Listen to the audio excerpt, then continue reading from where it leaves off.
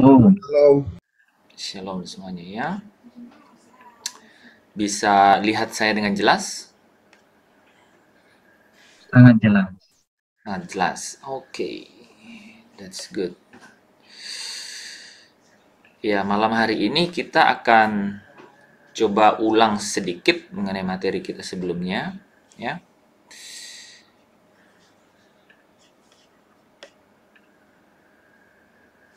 Ini ya. Ya, jadi sebentar saya atur dulu ini.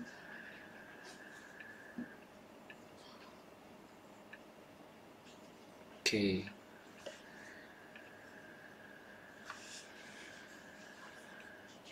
Oke, kita sama-sama sudah belajar bahwa seperti Abraham, itu bapak orang beriman dan sahabatnya Allah. Jadi teman-teman bisa bayangkan, Abraham itu dikenal dengan bapak orang beriman. Injil disampaikan kepada Abraham ya dalam Galatia 3 ayat 8 ya. Ada Injil kepada Abraham. Apa itu? Ada yang tahu? Olehmu segala bangsa akan diberkati. Super. Ya, jadi Injil kepada Abraham itu berkata melalui engkau segala bangsa akan diberkati. Dan janji, itulah janji Allah kepada Abraham. Itu Injil kepada Abraham ya. Melalui janji itu, janji Allah kepada Abraham itu dan dikatakan kepada keturunannya. Dan keturunannya yang dimaksudkannya adalah Kristus. Bukan keturunan-keturunannya. Tapi yang dimaksudkannya adalah Kristus. Jadi janjinya Allah itu memang dimulai kepada Abraham.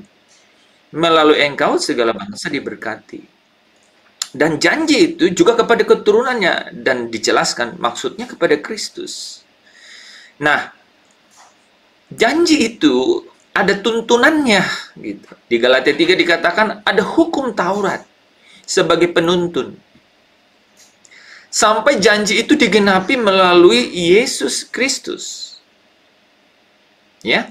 Nah, saudara dan saya sudah melihat penggenapan Injil itu ya melalui Kristus dimuliakan oleh Bapa. Dan Kristus dimuliakan ini itu artinya apa, Saudara? Apa arti Kristus dimuliakan bagi saya dan saudara?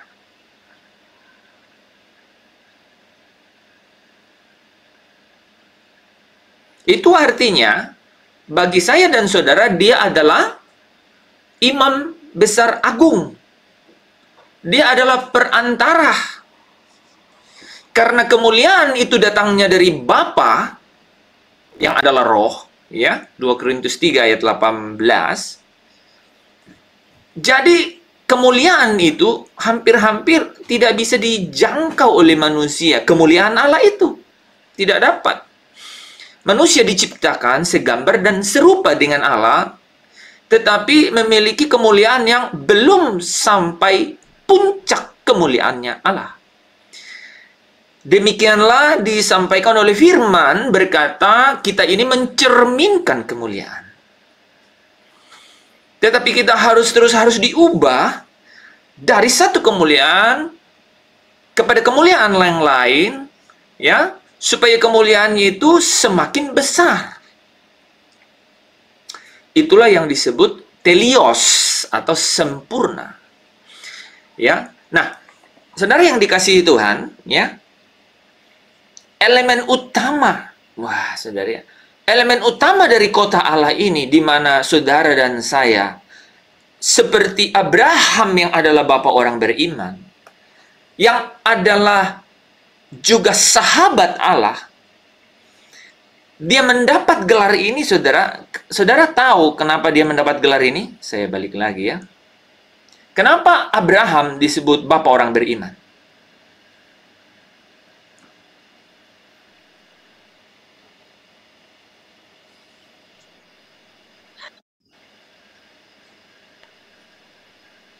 Karena ia berkenan.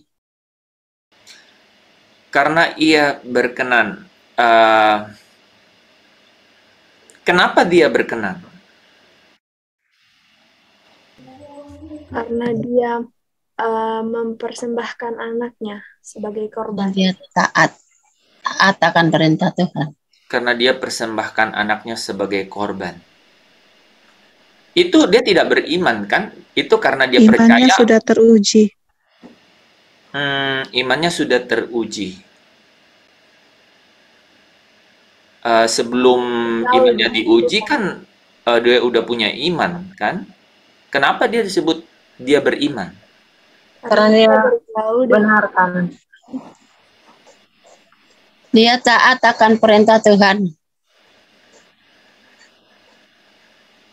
Dia taat akan perintah Tuhan. Iman itu apa sih? Dasar Dari Iman. segala sesuatu yang kita harapkan. dasar dari segala sesuatu yang kita harapkan. Dan dari segala sesuatu yang tidak kita lihat. ya Harus jadi dihafal itu Ibrani 11 ayat 1. jadi the foundation of what we expecting, dasar dari apa yang kita harapkan, dan proof ya, itu adalah bukti dari apa yang tidak kita lihat. Amin. Apa yang Abraham tidak lihat, tapi dia tetap percaya. Tanah air surgawi, kota Allah. Tanah Air surgawi. Jadi dia dibilang bapak orang beriman karena sekalipun dia tidak lihat tanah air itu, dia tetap percaya. Amin. Ya. Amin. Nah saudara, kalau kita mau pakai refleksi yang sama, saudara dan saya disebut orang beriman, kalau saudara tetap percaya Yerusalem baru, sekalipun saudara tidak pernah dikasih bulan atau brosur-brosurnya, apalagi diajak untuk tengok-tengok. Iman dasar. Jadi bukti dari apa yang kita tidak lihat. Itu Bu Tati tadi, itu kata terakhir itu very very important, sangat penting. Ya, bukti dari apa yang kita tidak lihat. Itu di dalam, mau dibuktikan dengan ilmu apapun di bumi ini, itu sulit sekali itu. Bukti dari apa yang kita tidak lihat. Ya. Memang ada cara istilah metafisika gitu ya, atau multiverse sekarang gitu ya. Tetapi memberi bukti yang kita tidak lihat itu sangat batiniah. Dan itulah iman Abraham. Iman ini saudara, iman ini itu yang menjadi apa? Itu yang menjadi dasar gitu. Ya, itu yang menjadi dasar untuk sesuatu yang kita harapkan itu. Itu yang menjadi dasar ya. Jadi pengertian mengenai ya, keyakinan mengenai bukti dari apa yang kita tidak lihat. Itu yang membawa kita memiliki dasar untuk sesuatu yang kita harapkan. Amin. Itulah iman itu. Amin. Itulah Yes. iman. Saudara kalau sanggup dan mampu untuk benar-benar menghidupi itu, wah, saudara itu pasti bisa bilang ini, sekalipun pohon ara tidak berbuah, pohon zaitun tidak berbunga, kambing domba terhalau dari kurungan, dan tidak ada lembu sapi dalam kandang. Dengan iman seperti itu, saudara bisa berpekik dan sungguh-sungguh dengan apa? Dengan yakin teguh berkata, namun aku akan bersorak-sorak di dalam Tuhan, beria-ria di dalam Allah yang menyelamatkanku. Sampai lihat kota di belakang ini, kota ini yang di belakang. Dan ada penjemputan kira-kira seperti ini nih. Ya. Brother and sister in Christ. Saudara-saudari yang terkasih dalam Tuhan. kemanapun kita membawa penjelasan atau pengertian atau pemahaman ini semua berarti hanya satu, yaitu pengurapan.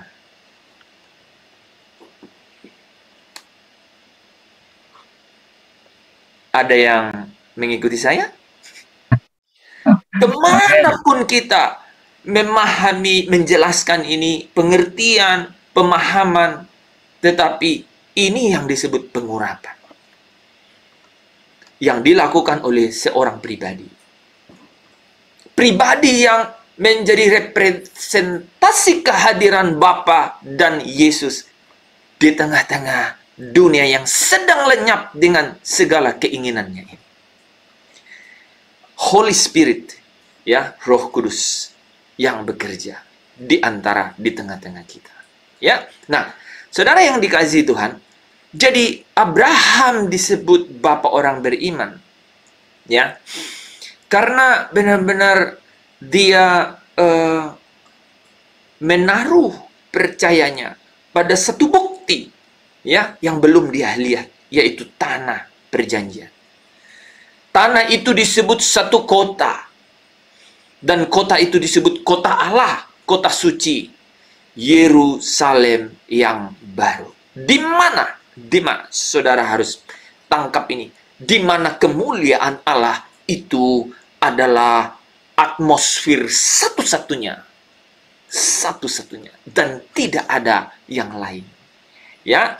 Nah, saudara yang dikasihi Tuhan, kita akan mengerti, ya, kita akan masuk dan terhisap di dalam satu pengurapan, yaitu pemahaman dan pengertian mengenai tujuan kita, yaitu satu dimensi yang disebut glory atau kemuliaan, ya. Wahyu 21 ayat 23 berkata, dan kota itu, ya saudara, saya ulang lagi ya, kota itu. Jadi saudara dan saya, apapun bagaimanapun keadaan saudara, tidak terlalu harus mengikat, ya saudara, atau membelenggu saya dan saudara. Jalani apa yang ada, atur, kelola, ya. Ibrani 12 ayat 1 katakan apa? Tanggalkan beban dan dosa supaya kita bisa masuk dalam perlombaan, ya. Nah, apapun itu, ingat, tujuan akhir atau pengharapan sesungguhnya untuk saudara dan saya itu adalah satu kota. Satu kota loh, saudara akan ada di sana. Ya, kita menjadikan itu menjadi obsesi, itu menjadi obsesi tunggal dan tidak ada yang lain, yaitu satu kota untuk kita ada di sana. Ya, itu adalah senjata pamungkas yang paling jitu, saudara. Ya, dan Yesus memang saudara, ya, dan Yesus memang kasih rahasia itu, memberikan rahasia itu, satu-satunya rahasia untuk ke sana nih. See the city in my background, ya. Kota yang ada di belakang saya ini. Wah, saudara, ada kemuliaan di dalamnya. Ada kemuliaan di dalamnya, saudara. Saudaraku, Yesus yang kasih proof itu. Di Yohanes 14 ayat 2 katakan apa? Di rumah Bapakku banyak tempat tinggal. Jadi kesanalah kamu akan bersama-sama dengan aku. Ya. Disitulah tempat kamu. Jadi dia berkata kepada murid-muridnya, jangan gelisah hatimu. Ya, dunia yang sedang lenyap dengan segala keinginannya ini, yang satu-satunya gambaran yang pasti mengenai dunia ini adalah ketidakpastian. Adalah ketidakpastian.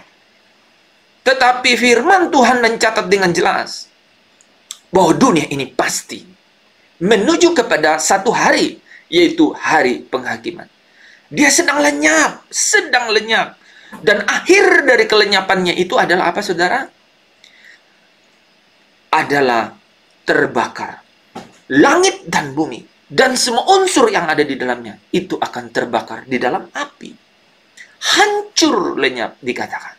Tetapi engkau, katanya, wah saudara ya, tetapi kamu yang menanti-nantikan, ya, dia, ya, kamu akan diberikan janji itu, yaitu apa? Akan ada langit yang baru dan bumi yang baru, di mana ada benar. Di sana, ke sana lah kita akan berjalan. Nah, saudara, kemuliaan itu adalah refleksi utama di dalam Yerusalem baru. Dikatakan kemuliaan Allah meneranginya. Nah, saudara, saya ingin menggiring saudara kepada apa tujuan keselamatan saudara yang sesungguhnya. Ingat kalimat saya ini dan pegang baik-baik. Temukan jawabannya di dalam uraian yang saya akan sampaikan. Bapa, berkati setiap perkataan-perkataan ini supaya menjadi materai yang dapat tertulis di dalam setiap hati kami, di dalam pikiran perasaan, supaya ini menjadi kuasa, bukan hanya perkataan, tapi kuasa. Kuasa yang akan membebaskan dari setiap belenggu, dan kuasa yang akan menuntun, memimpin, menyertai kami untuk dapat memiliki moral Allah, untuk menjadi serupa dengan Kristus. Nah, saudara yang dikasihi Tuhan, kemuliaan ini, saudara, itu terpancar di dalam apa? Bapa yang sempurna itu. Matius 5 ayat 48, Yesus berkata, hendaklah kamu sempurna seperti Bapamu di surga sempurna. Jadi glory sama telios atau perfect, ya. Jadi kemuliaan dan kesempurnaan ini menjadi satu, ya, satu rangkaian yang sangat integrated atau terpadu, saudara. Ya, satu menyatu. Kemuliaan Bapa itu kesempurnaannya, saudara. Ya, kemuliaan Bapa itu kesempurnaannya, ya, dan kesempurnaan ini itu ada di dalam Kristus, saudara. Ada di dalam Kristus. Kok bisa? Kenapa bisa? Mungkin Pak Tadus bisa baca kembali Kolose berapa? 2 ayat 9 ya? Iya, 2 ayat 9. Bisa baca ulang? Atau ada yang lain yang bisa baca? Kolose 2 ayat 9 dan 10 ya. Sebab dalam dialah berdiam secara jasmaniah. Di dalam Yesus. Ya. Di dalam Yesus berdiam secara jasmania. Seluruh kepenuhan kealahan. Seluruh kepenuhan kealahan. Mohon. 1 ayat 19, karena seluruh kepenuhan Allah berkenan diam di dalam Yesus. Oke, saudara ingat kata-kata itu ya. Kolose 2 ayat 9 dan 19. Kolose 1 ayat 19. Kolose 1, oke, Kolose 2 ayat 9 dan Kolose 1 ayat 19. Ya. Jadi, coba diulang 2 ayat itu, Pak. Itu penting sekali. Kolose 1 ayat 19, karena seluruh kepenuhan Allah berkenan diam di dalam Yesus. Kolose 2 ayat 9, sebab dalam Yesuslah berdiam secara jasmania seluruh kepenuhan kealahan. Oke, di dalam Yesus berdiam seluruh kemuliaan Allah. Saya ganti ya, saudara ya. Di dalam Yesus. Ya, di dalam Yesus itu kemuliaan Allah itu secara penuh, saudara, ada di dalam dia. Nah, itu terlihat di dalam Yohanes 12 ayat 28. Dari sorga terdengar suara, aku telah memuliakannya, dan aku akan memuliakannya lagi. Di dalam Kristus, kemuliaan yang sama ini kita akan temukan, saudara. Kita akan temukan. Nah, sebelum jauh melangkah, sebelum jauh sampai ke situ ya, saudara, ini saya harus ulang-ulang di sini ya sebelum kita masuk gitu ya. Pada mulanya Allah adalah kasih, dan Dia ingin supaya kasih itu memiliki manifestasi ya melalui umat pilihan, saudara, sehingga manifestasi kasih itu Dia ingin sampaikan kepada suatu kualitas umat pilihan, ya, kualitas umat pilihan, sehingga umat pilihan ini diciptakan menurut rupa dan gambarnya, dan itu sudah dipilih sebelum dunia dijadikan. Efesus 1 ayat 4 dan 5 gitu ya. Nah, di dalam kasih ini itu ada interaksi, ada hubungan, dan kalau Allah itu yang dalam yang adalah memiliki sifat kemuliaan, ya, maka yang berinteraksi atau berhubungan dengan dia harus ada di dalam keberadaan yang serupa, yaitu memiliki kemuliaan. Saudara bisa nanti terus mengikuti ini. Demikianlah mengapa Kristus harus sampai pada titik yang sama, yaitu Kristus harus ada di dalam kemuliaan. Ya. Nah, coba bacakan Lukas 24 ayat 26.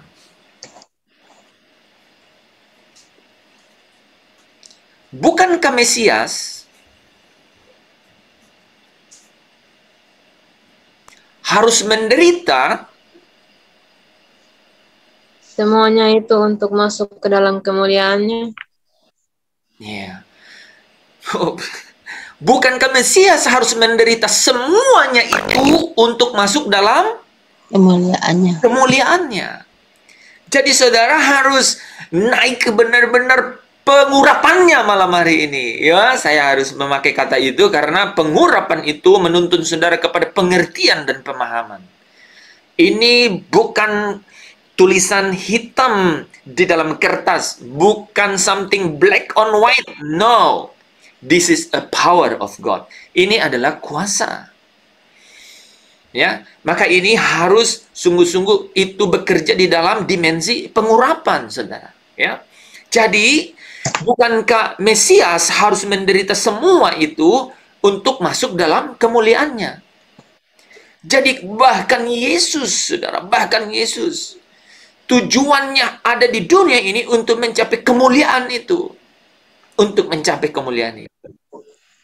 Saudara, demikianlah sehingga di dalam dia secara jasmania, secara penuh kemuliaan itu nyata, saudara. Berdiam dikatakan. Berdiam, saudara. Nah, itu dilakukan, dilaksanakan, diselenggarakan oleh Allah sendiri di dalam dia. Apa hubungannya dengan kita, Pak? Apa hubungannya dengan kita semua? Nah, saudara dan saya ketika satu orang jatuh dalam dosa, maka dosa itu sudah menjalar ke seluruh manusia. Manusia yang tadi ada dalam kualifikasi menjadi umat pilihan, saudara, dia mendapatkan satu potensi yang kemudian untuk dapat memiliki kemuliaan yang dapat setara atau kemudian berhubungan dengan Allah yang adalah sumber kemuliaan. Yaitu apa? Melalui apa? Setiap rupa dan gambar zelemnya Allah ada di dalam manusia. Dan salah satu, karena banyak sekali. Contoh, dia memiliki daya kreasi, daya cipta. Sampai hari ini manusia punya kreasi, daya cipta itu. Tetapi salah satu elemen yaitu free will. Kehendak bebas. Sesungguhnya itu didesain oleh Allah untuk kemudian manusia dapat memilih untuk semakin mendapatkan kemuliaan yang semakin besar. Untuk itulah di Eden untuk Adam itu diberi pilihan memilih pohon kehidupan atau pohon yang baik dan yang jahat. Tanpa sepengetahuan saya dan saudara, Adam memilih pohon yang baik dan yang jahat. Mungkin Bu Maria akan bilang, kalau saya ada di sana, paling nggak saya bisikin, pilihlah pohon kehidupan. Sayangnya Bu Maria belum ada di sana. Ya, itu dimaksudkannya supaya manusia ini punya apa? Punya potensi untuk apa? Mendapatkan kemuliaan yang semakin besar. Karena apa, saudara? Ini adalah perumpamaan atau metafora yang sama. Ketika Kristus, bukankah Mesias harus menderita semua itu untuk masuk dalam kemuliaannya? Kalau saudara mengerti dan tahu Roma 8 ayat 17 berkata, janjinya adalah kita menderita bersama-sama dengan dia untuk apa? dimuliakan bersama-sama dengan Dia. Jadi ada satu saudara? Paralel yang benar-benar sama, serupa. Bahwa kemuliaan itu berasal dari satu decision. Dari satu keputusan untuk suffering, untuk menderita. Untuk mengikuti kehendak Allah. Nah, manusia keluar dari, saudara ingat, kualifikasi umat pilihan. Manusia pertama keluar dari kualifikasi. Dan kualifikasi ini tidak dikasih nama, saudara. Tidak dikasih nama dalam Alkitab. Tapi umat pilihan dikasih nama. Artinya Tuhan tidak pernah ciptakan kualifikasi yang lain. Neraka tidak diciptakan, tidak didesain untuk manusia. Tetapi di dalam elemen yang di dalamnya manusia diciptakan segambar dan serupa. Manusia berespon yang berbeda. Memilih pohon pengetahuan yang baik dan jahat. Sehingga dia keluar dari kualifikasi itu. Tetapi Allah tidak berhenti. Allah menjumpai Nuh. Amin. Allah menjumpai Abraham. Allah datang pada Musa. Seluruh rentetan ini berujung pada Sang Imam Besar Agung, yaitu Kristus. Dialah yang menjadi penggenap seluruh rencana Allah, supaya umat pilihan itu sungguh-sungguh dapat saudara? Dapat memenuhi kualifikasinya, saudara.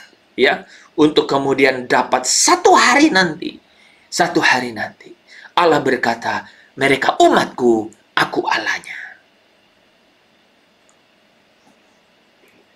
Itulah dimensi Yerusalem baru. Nah, Kristus membawanya ke tengah-tengah kita. Dia menemukan kemuliaan itu dari Bapaknya. Dan dia menjadi jalan ke sana. Dialah menjadi jalan.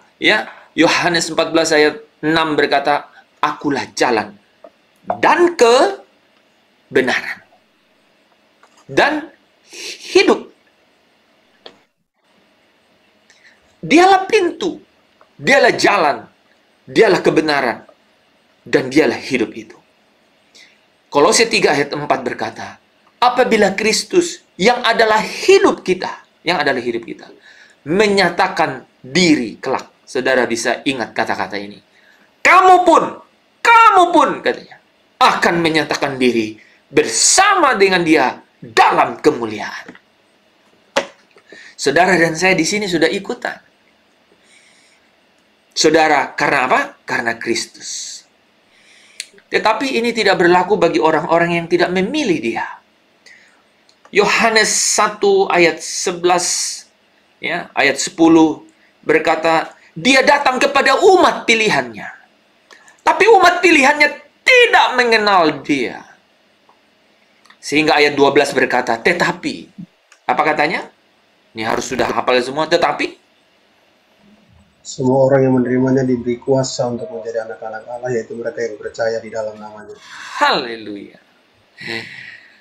Tetapi semua orang yang menerimanya diberinya kuasa untuk menjadi anak.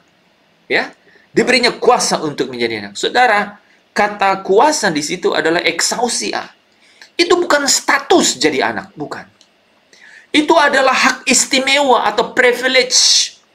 Itu adalah potensi atau kesempatan, kemampuan, capability. Apapun yang tersedia untuk dapat menjadi anak Allah, anak yang sesungguhnya. Teknonnya Allah. Menjadi anak. Dan saudara, ketika kita dapat menjadi anak, maka Roma 8 ayat 17 berkata begini. Dan jika kita adalah anak, maka kita juga adalah ahli waris. Ahli waris dari apa, saudara? Ada yang bisa jawab langsung? Satu kata, jangan lebih dari satu kata. Ahli waris kerja. Janji Allah. Ahli waris dari apa? Janji Allah. Kemuliaan. Kemuliaan, saudara, ya. Ujungnya kemuliaan, saudara. Ahli waris dari kemuliaan. Malam hari ini, Allah yang adalah sumber dari kemuliaan itu. Dan kemudian Kristus yang di dalamnya secara jasmania, secara jasmania, berdiam kemuliaan itu. Wah, saudara ya. Menjadi pintu dan jalan, ya, bagi saya dan saudara yang percaya, yang mau menjadi anak, menerima janji itu, yaitu kemuliaan, saudara. Amin.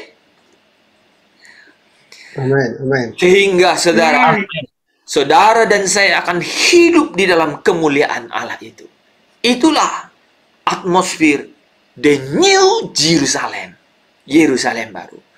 Itu kenapa Abraham memiliki iman yang kuat. Sampai dia katakan, sampai Allah sendiri berkata, dia itu adalah sahabatnya. Sahabat Allah. Karena dia menaruh seluruh pelabuhan pengharapannya di tanah air itu. Saudara, ini harus menjadi landasan. Ini harus menjadi pokok, stepping stone namanya, titik berpijak, ya. Stepping stone itu batu untuk berpijak bagi saya dan saudara. Glory, saudara, kemuliaan. Nah, saudara, kata ini tuh penting, saudara. Ya, kalau saudara lihat keseluruhan Alkitab, saudara searching mengenai kemuliaan, maka yang keluar itu puluhan sampai ratusan ayat bicara mengenai, dan kita akan turut di dalam kemuliaannya. Ketika anak manusia itu datang, ketika Kristus menyatakan diri, maka kita akan turut di dalam kemuliaannya. Saudara yang dikasihi Tuhan, kesimpulan dari cerita ini terletak di dalam 2 Korintus 3 ayat 18. Ketika saya dan saudara dipindahkan ke dalam kerajaannya, yaitu kerajaan Kristus, maka saudara dan saya mencerminkan kemuliaan itu. Tetapi saudara dan saya harus berjuang, harus masuk dalam perlombaan, harus ditransformasi, harus diubahkan segala sesuatu mengenai jiwanya. Supaya apa, saudara? Supaya kemuliaan yang dimiliki Allah yang adalah sumbernya itu, yang adalah roh itu, saudara, itu dapat benar-benar hidup dan tinggal dan dimiliki, menyatu di dalam kehidupan saya dan saudara. Yaitu caranya lewat Kristus. Ya, menjadi serupa dengan anaknya, yaitu Kristus Yesus di dalam kemuliaan yang semakin besar. Kalau dikatakan semakin besar, maka ada kata yang penting di situ, apa? Kalau saya bilang semakin, itu artinya apa? Progresivitas, betul sekali. Ada proses, saudara. Ada perjalanan. Nah, untungnya ya, saudara ya, kalau hari ini tuh hari Sabtu, besok hari apa, saudara? Sabtu lagi ya? Enggak ya, saudara ya? Minggu ya, saudara ya? Jadi ada waktu yang kemudian terus berjalan, ya. Ada waktu. Kita dalam kronos, saudara ya. Kita ada di dalam kronos, satu waktu yang berjalan. Tetapi saya dan saudara harus mengerti kairosnya Allah. Kairosnya Allah. The end of the kairos. Akhir dari semua kairos ini, saudara. Ingat dalam dirimu. Kemuliaan. Dan saudara akan ketemu Yesus. Tidak punya dimensi lain. Itu adalah kemuliaan. Dan saudara ingat. Janjinya. Mungkin saudara dulu punya perspektif yang lain mengenai janji Allah. Tapi malam hari ini, saya ingin kemuliaan lagi. Porak-porandakan dasar berpikir itu. Menyusun dan membangunnya kembali. Ya, bahwa janji itu adalah sungguh-sungguh adalah apa? Kemuliaan. Yaitu apa maksudnya? Dipermuliakan bersama-sama dengan Kristus. Saudara diberkati? Amin. Amin. Perjalanan ke situ yang dimaksudkan, dan kita ini baru mencerminkan kemuliaan. Dan kita terus diubahkan, dibaharui untuk apa? Untuk masuk dalam kemuliaan yang semakin besar. Atau ada progresivitas. Nah itu saudara, masuk di dalam yang namanya kebenaran. Kita akan masuk di dalam namanya proses perjalanan itu. Dan saudara yang dikasihi Tuhan, ketika saudara memiliki Kristus, maka perkataan Kristus ada di dalam saya dan saudara. Kita sudah belajar bahwa ketika perkataan Kristus itu ada di dalam diri saya dan saudara, maka timbullah iman. Iman akan mengawali perjalanan saya dan saudara untuk sampai kepada kemuliaan. Iman itu akan mengawali. Iman itu menjadi dasar untuk sesuatu yang kita harapkan itu. Dan itu menjadi bukti mengenai apa yang kita belum lihat itu. Wah, luar biasa. Dan itu dikerjakan oleh sang kebenaran ini. Dan dia adalah seorang pribadi. Kristus berkata, aku tidak tinggalkan kamu yatim piatu.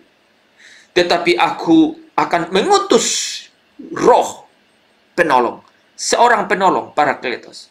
Dan dia akan menuntun kamu ke dalam seluruh kebenaran. Jadi sang kebenaran berkata, aku tidak tinggalkan kamu yatim piatu, tapi ada roh. Rohku, roh Allah, yang akan menuntun kamu dalam seluruh kebenaran. Yang menarik dia bilang begini, dia tidak akan berkata-kata dari dirinya sendiri. Luar biasa ya. Tapi apa yang telah kukatakan kepadanya. Wih, luar biasa. Jadi kalau ada yang bilang roh, jadi kalau ada yang bilang saya mendengar roh berkata, klarifikasi saja dengan firman. Karena dia tidak akan berkata-kata dari dirinya sendiri. Kalau itu roh Allah, dia pasti bersaksi mengenai Kristus. Mengenai kebenaran dari Kristus itu. Nah, kebenaran ini saudara, ada di dalam diri saya dan saudara. Perkataannya tinggal dalam diri. Roma 10:17 berkata, remato in Cristo. Maka timbul yang namanya faith. Iman. Ya. Pistis. Iman. Yang membuat saya dan saudara percaya. Menjadi orang benar. Jadi kebenaran yang ada di dalam diri saya dan saudara menimbulkan iman. Dan membawa saya dan saudara menjadi orang benar. Jadi kemuliaan diawali dengan iman. Dan iman membawa saya dan saudara menjadi orang benar. Orang dibenarkan karena iman. Jadi kemuliaan berawal dengan orang benar. Orang yang mau dimuliakan bersama-sama dengan Kristus pasti orang benar. Saudara yang dikasihi Tuhan, apakah cukup menjadi orang benar? Rupanya tidak, saudara. Orang benar ini harus memiliki moral Allah. Moral Allah. Yaitu divine nature. Kodrat ilahi, saudara. Ya, di dalam 2 Petrus 1, ya, ayat 3 dan 4. Manusia orang-orang benar atau orang-orang saleh ini itu harus memiliki kodrat ilahi, divine nature.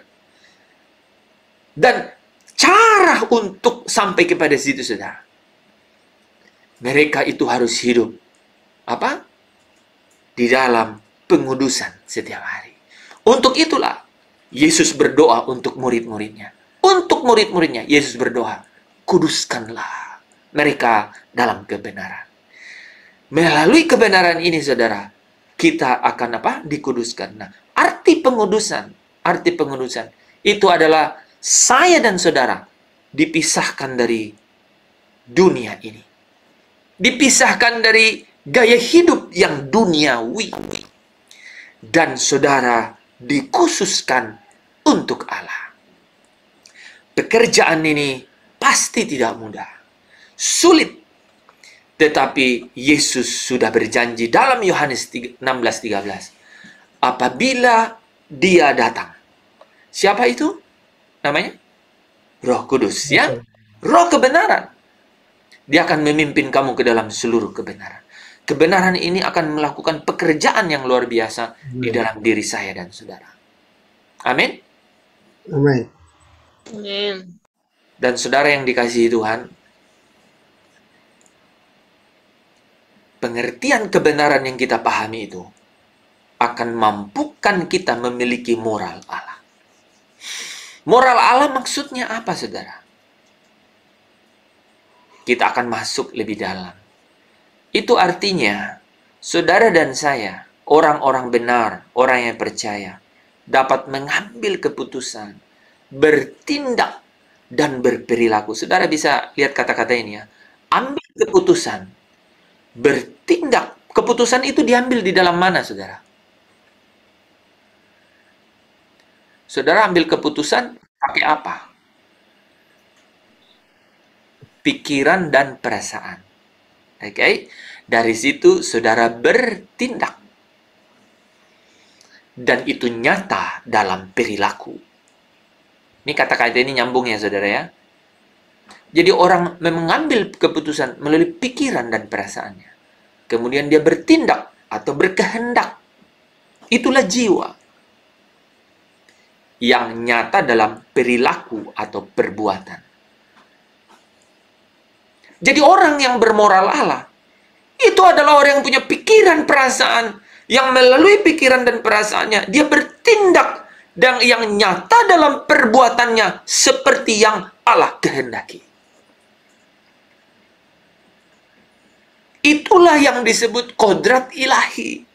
Ya, memiliki kodrat ilahi. Nah, di dalam 2 Petrus 1 ayat 3 dan 4, saudara, ya, firman Tuhan berkata, karena kuasa ilahinya telah menganugerahkan kepada kita segala sesuatu yang berguna untuk hidup yang saleh, hidup yang benar, oleh pengenalan kita akan Dia, yang telah memanggil kita oleh kuasanya yang mulia dan ajaib.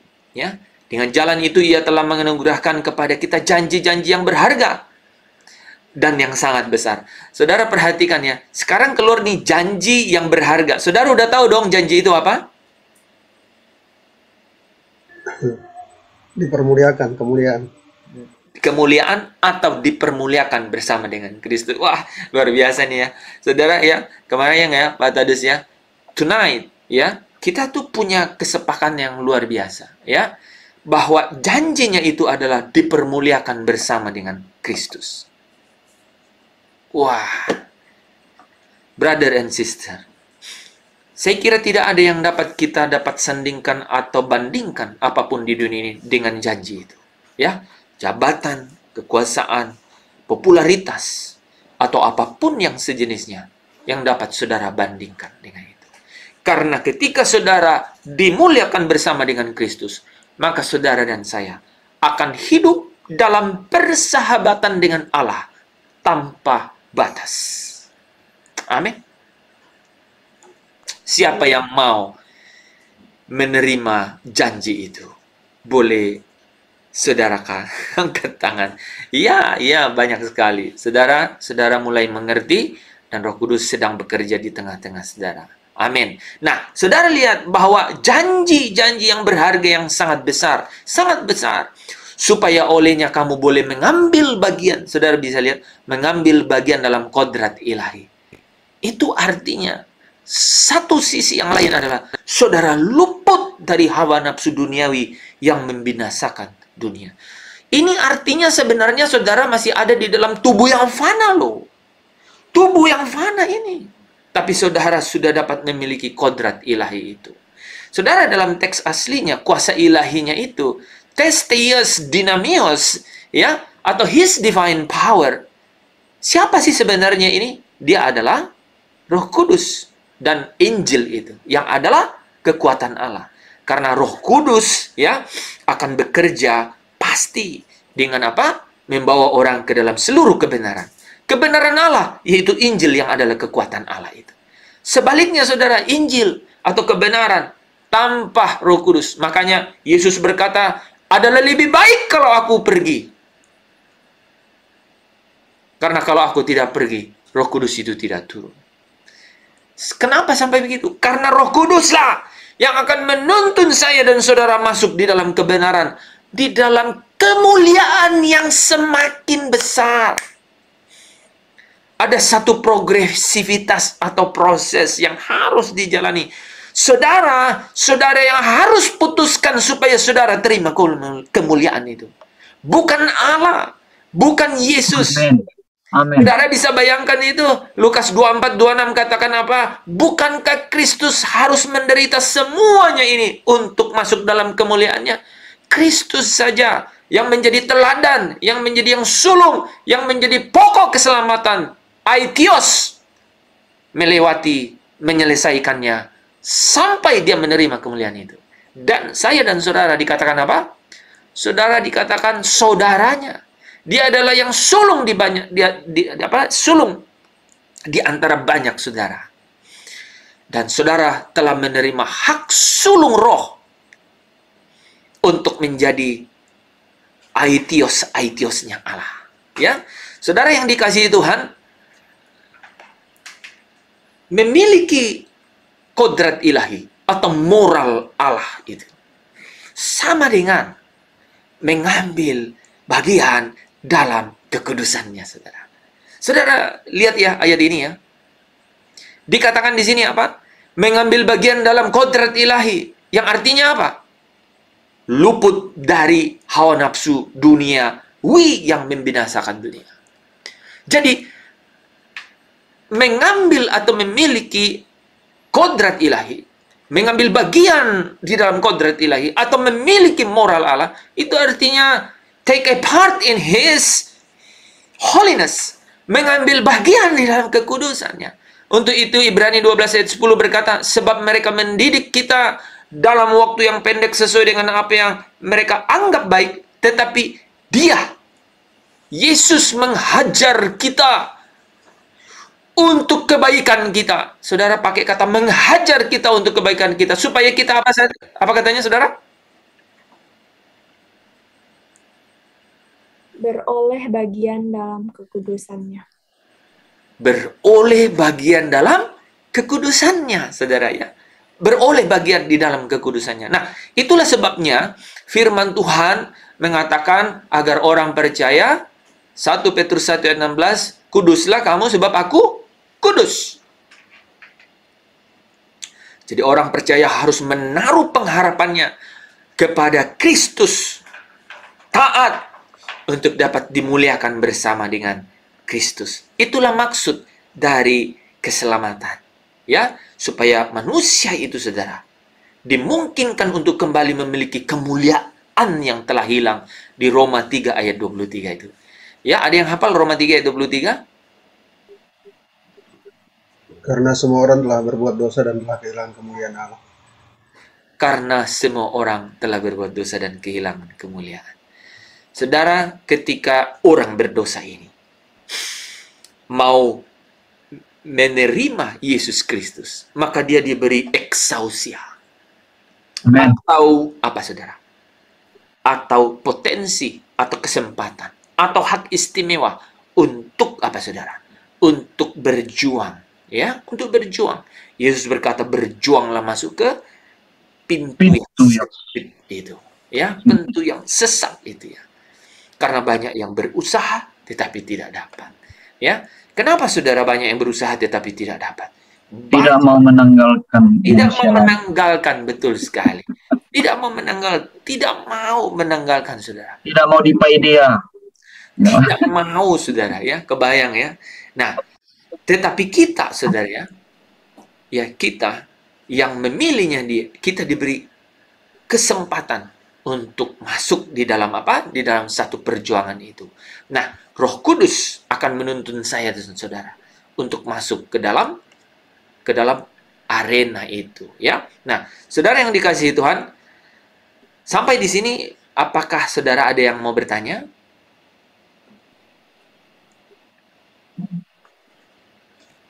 Kalau nggak mau bertanya, ditanya, Pak.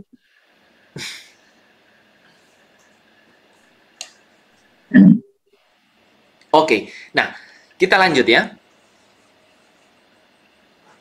Prosesnya saudara, ketika saudara punya iman, ya, maka saudara menjadi orang benar.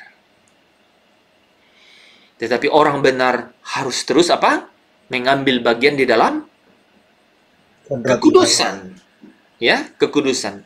Ya, 1 Petrus 1 ayat 16 katakan, kuduslah kamu, karena aku kudus.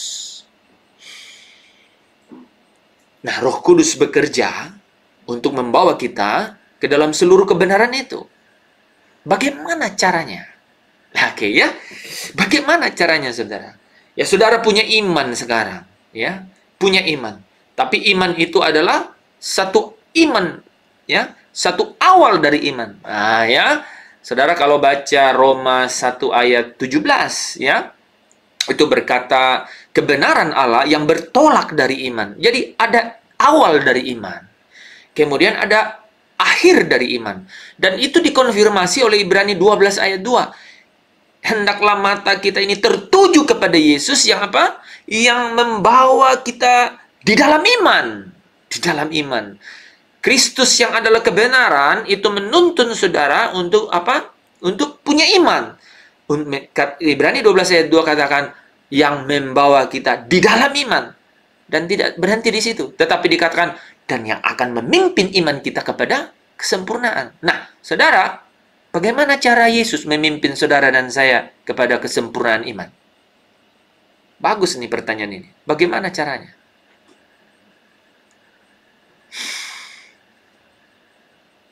Ya, dia mengirim Roh Kudus. Ya, saudara ya.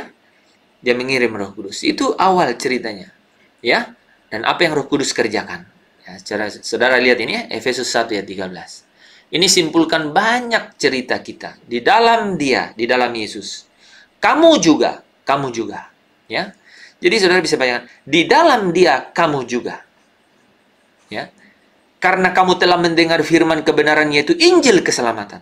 Ya, ini saudara lihat kata-kata ini sebenarnya itu adalah penjelasan dari ini. Di dalam Dia kamu juga. Siapa itu? Yaitu orang yang telah mendengar firman kebenaran yaitu Injil keselamatan.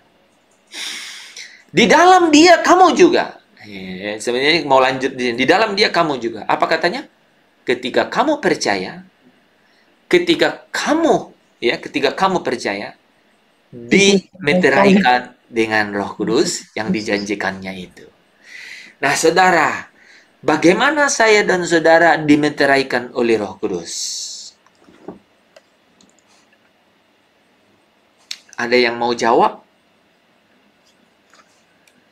Dipimpin oleh Roh Kudus. Dipimpin oleh Roh Kudus. Apakah bagaimana caranya supaya orang bisa dipimpin oleh Roh Kudus? Oke, bagus juga itu ya. Jadi langsung berawal dari akhir. Bagaimana saudara dan saya bisa oke. Kita ulang ini bagus nih, kita ulang. Jadi oleh firman kebenaran yaitu Injil keselamatan itu, ya, kamu juga katanya, ya, kamu juga, ya, ketika kamu percaya, dimeteraikan dengan Roh Kudus. Nah, apa itu dimeteraikan dengan Roh Kudus? Dibaptis oleh Roh Kudus. Dipindahkan dari kerajaan dari kegelapan kepada terang. Ya, menarik ya. Dari kerajaan anak. Tadi jawabannya sudah benar. Jadi dimeteraikan oleh Roh Kudus itu sebenarnya ya dipimpin oleh Roh Kudus. Ya. Jadi harus sampai situ. Ada orang yang menerjemahkan dimeteraikan Roh Kudus itu ketika kita percaya. Tapi percaya itu juga tidak salah. Tetapi percaya yang percaya, yaitu pisteo, sungguh-sungguh mempercayakan diri gitu. Tapi apakah orang itu mempercayakan diri itu satu kali terjadi? Apakah satu titik atau satu proses? Proses. Nah, itu proses. Karena tidak hanya sebatas percaya, itu benar sekali bahwa saya setuju bahwa bukan orang yang percaya yang dimeteraikan, tapi orang yang mau dipimpin oleh Roh Kudus. Karena ada orang yang percaya, ujungnya murtad. Ya, Ya, jadi teman-teman, ini ayat ini sudah sangat benar, cuman kadang-kadang kita mendiskonnya saja. Jadi dia katakan bahwa ketika kamu percaya, dimeteraikan oleh Roh Kudus.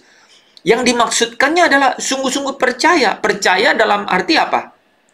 Artinya percaya di dalam suatu proses yang ada awalnya dan ada akhirnya. Yaitu percaya, mempercayakan diri dengan cara memulainya di dalam iman dan dipimpin kepada iman.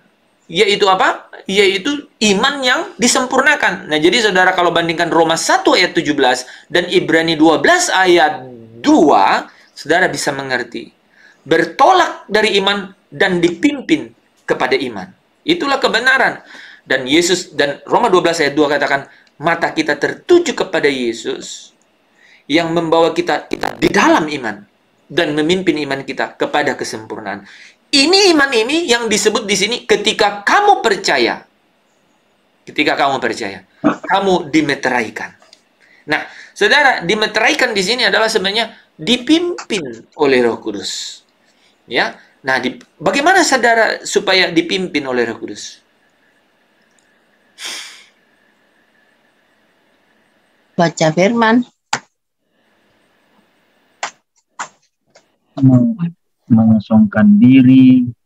Oke, atau harus mulai dari mana supaya bisa dipimpin oleh Roh Kudus? Mungkin begitu kali. Mulai dari dibaptis Roh Kudus lalu Oke, udah Pak, jangan lalu dulu. Jadi mulai dari dibaptis dengan Roh Kudus. Harus dibaptis dulu. Oke, nah teman-teman, ada beberapa menit, 15 menit, boleh juga ini. Jadi, atau mungkin harus stop di situ dulu ya, karena cukup padat ya. Padat nggak sih? Padat. Padat. Jadi ya jangan sampai saya padat-padatin malah tumpah keluar kata Injil ya. Tuber. Ya Injil berkata dipadatkan, digoncang dan melimpah keluar. Jangan sampai pakai itu ya. Nah, bagus nih. Teman-teman ada nggak yang mau coba cerita apa yang barusan kita sama-sama sama-sama renungkan? Apa yang ditangkap begitu? Saya ingin kita sama-sama dapat menerima atau mengkonfirmasi pemahaman yang barusan saya sampaikan. Mungkin boleh mulai dari siapa mau Pak Tadus atau Pak Lepri atau siapa, ada Bu Nur atau ada teman-teman yang lain yang mau coba ini.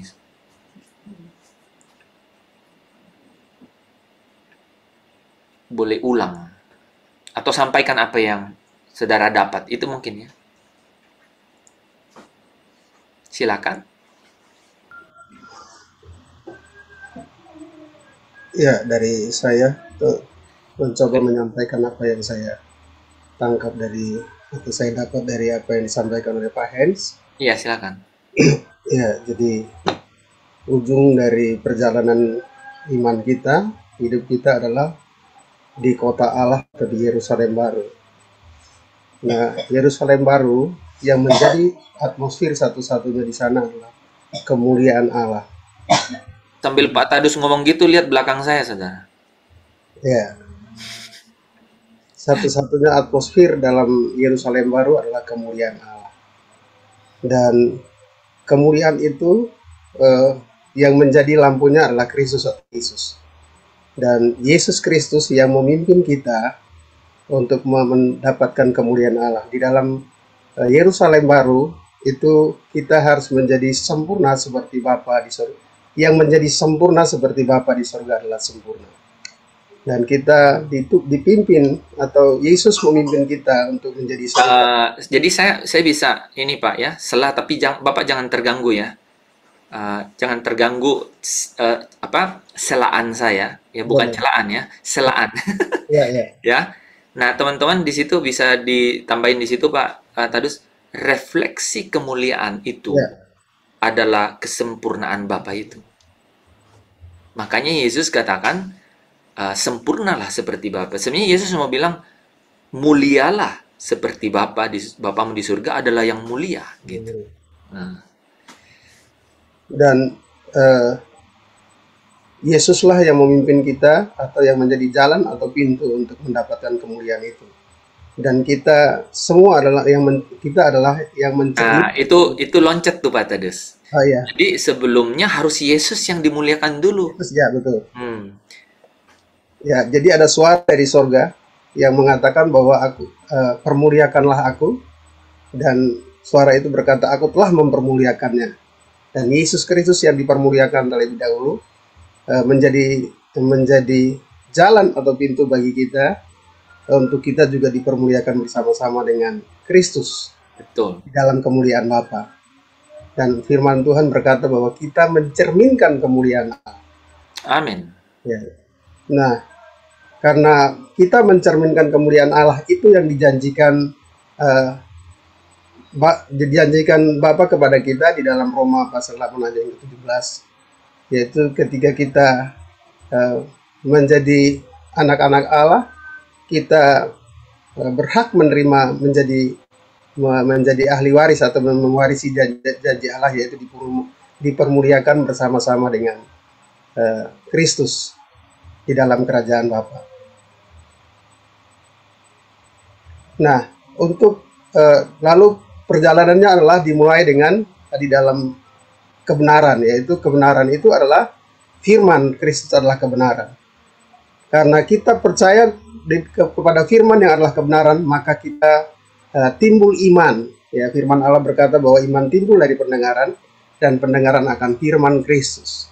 Nah, iman ini yang menjadi dasar dari apa yang kita harapkan, lalu bukti dari apa yang tidak kita lihat. Jadi Bapak bisa sambung dulu. Jadi iman itu adalah dasar yang dari yang kita harapkan, yaitu dimuliakan bersama-sama dengan Kristus.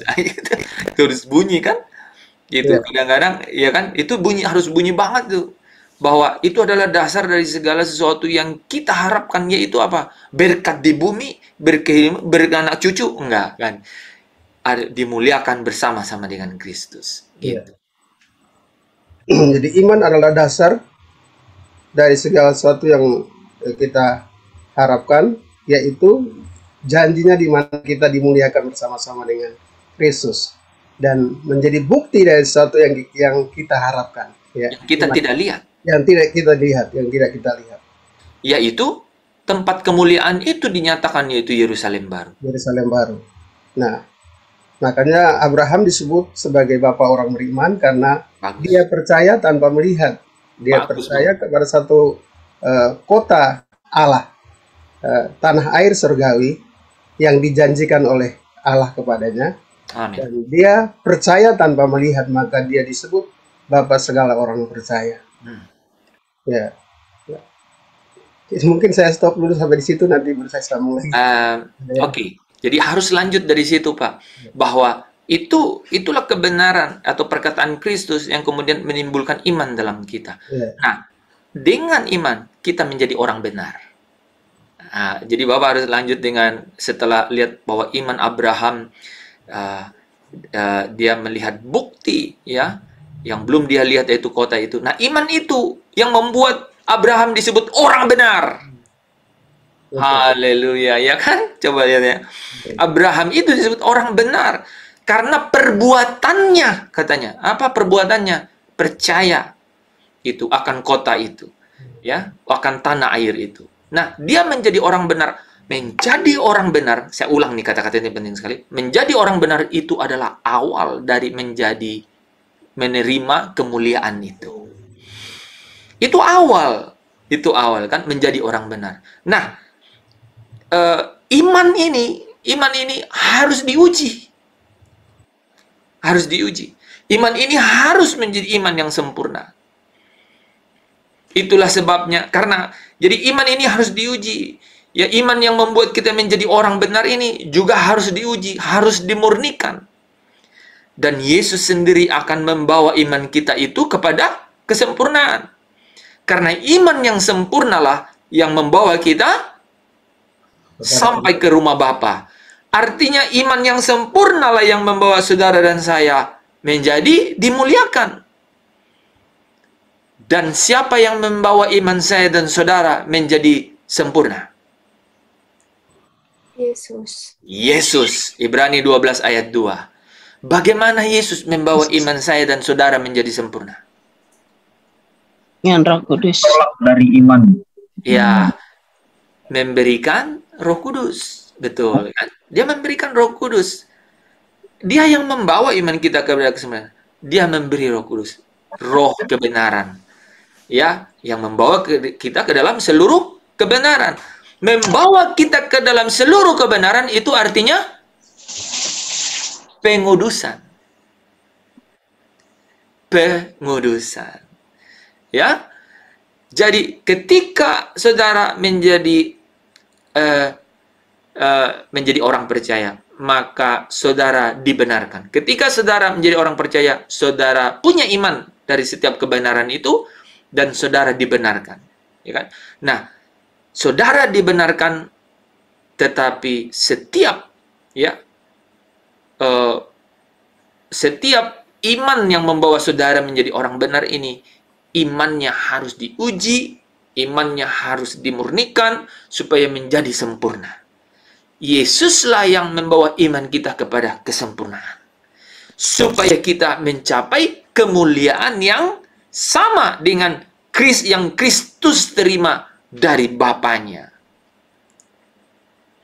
Dan Yesuslah yang membawa iman kita kepada kesempurnaan dengan cara menuntun kita masuk ke dalam seluruh kebenaran melalui pribadi Sang Roh Kudus yang adalah Roh kebenaran.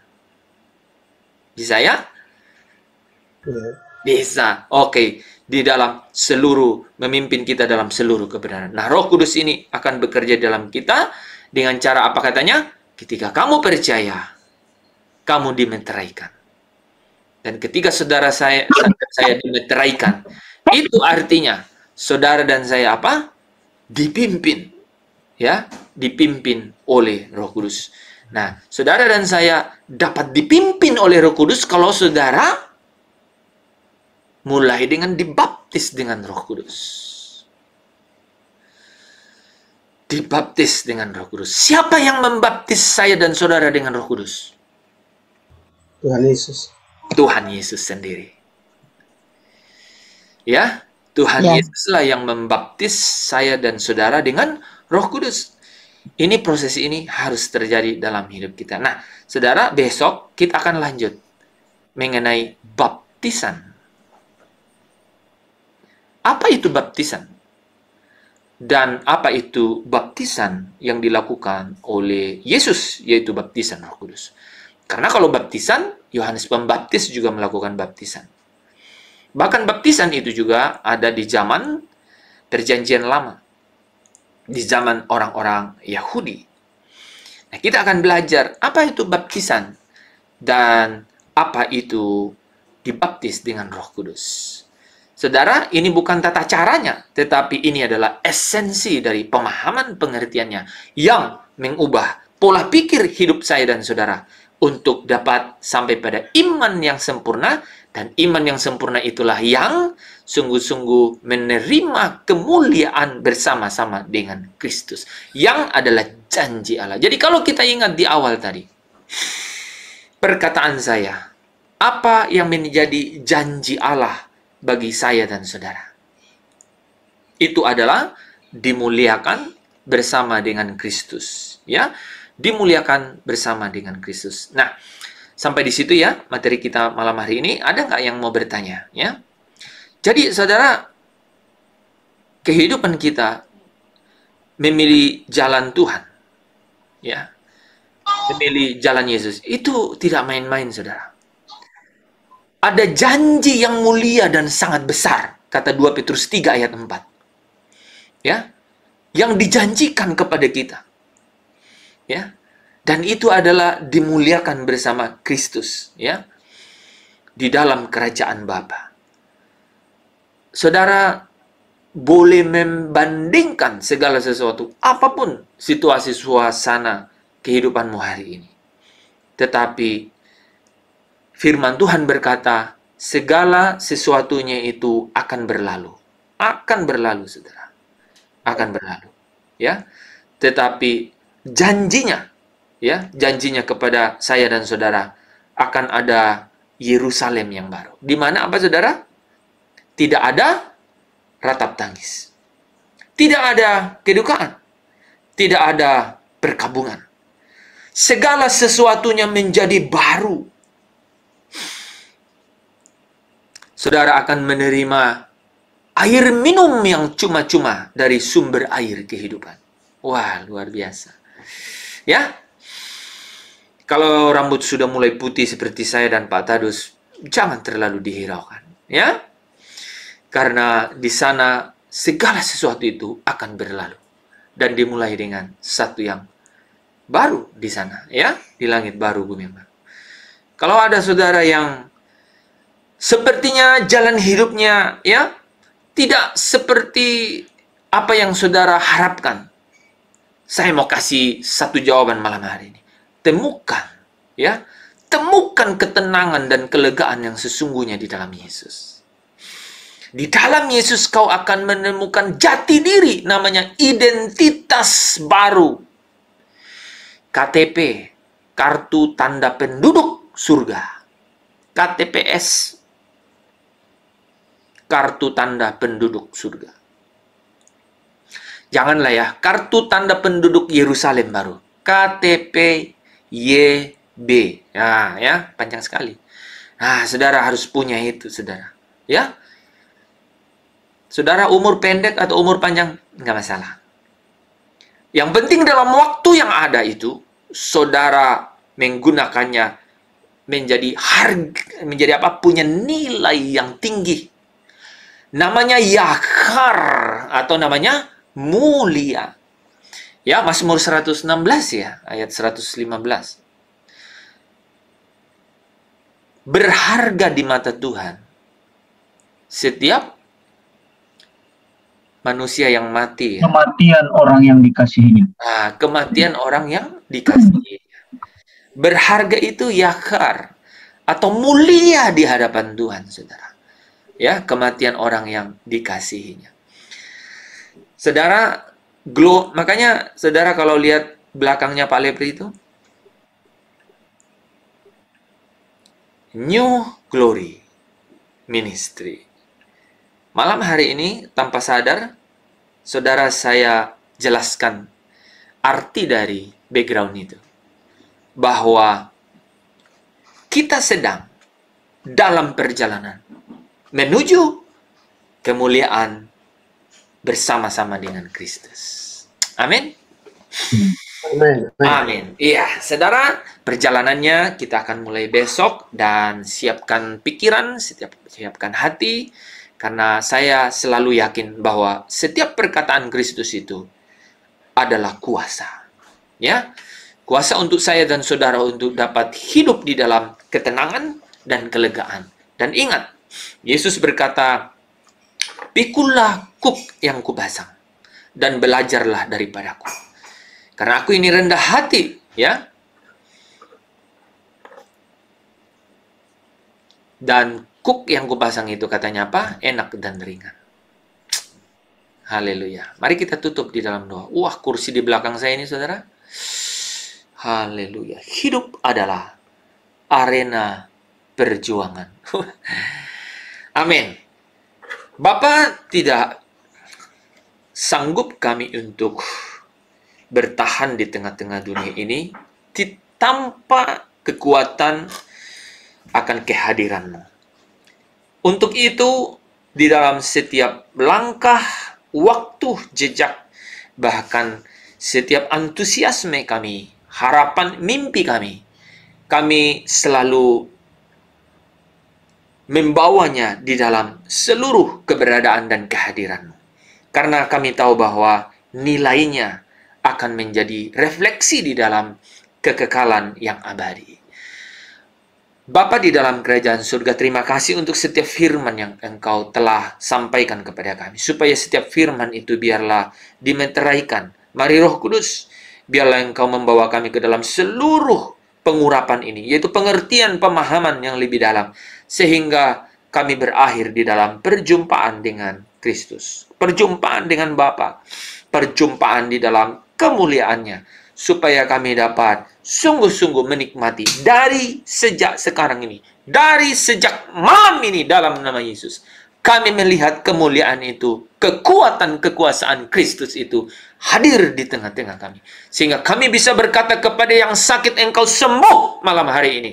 Apapun penyakit saya dan saudara, pegang di bagian yang sakit. Malam ini dalam nama Yesus, hamba doa, setiap perkataan-perkataan ini, aminkan bahwa engkau sembuh dalam nama Yesus. Setiap organ-organ yang sakit lemah, aku perintahkan terbuka, sembuh di dalam nama Yesus, pulih dalam nama Yesus. Karena perkataan-perkataan ini adalah perkataan kuasa dari Kristus sendiri. Oleh darahnya, oleh bilur-bilurnya, engkau telah sembuh. Kami percaya kehadiranmu di tengah-tengah kami adalah kekuatan kekuasaan Kristus. Setiap tembok-tembok yang menghalang, kami doa hancur dalam nama Yesus. Sehingga kemuliaan itu hadir di tengah-tengah. Kami dilegahkan, kami ditenangkan pikiran kami. Kami dibebaskan dari setiap belenggu. Dan kami melihat ada tanda-tanda ajaib yang kami dapat lihat menjadi lambang manifestasi kehadiranmu di dunia ini. Engkau dimuliakan, engkau diagungkan dalam hidup kami. Tuhan, kami datang dengan berkat. Kami mau pulang dengan berkat malam hari ini. Allah memberkati engkau. Allah memberkati kehidupanmu. Allah memberkati setiap apa yang kau kerjakan. Allah memberkati keluar masukmu.